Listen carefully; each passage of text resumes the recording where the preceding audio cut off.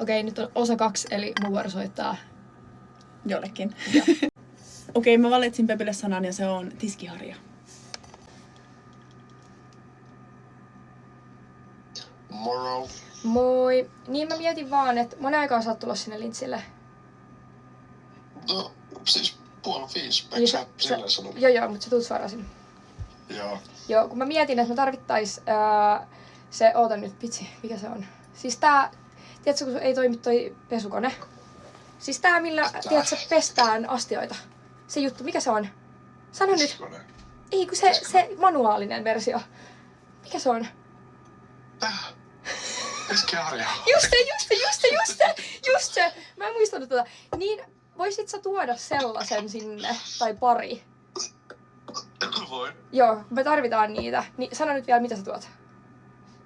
Tiskiharja. Ota, nyt pätkäs. Tiskiharja. Ota, sano vielä.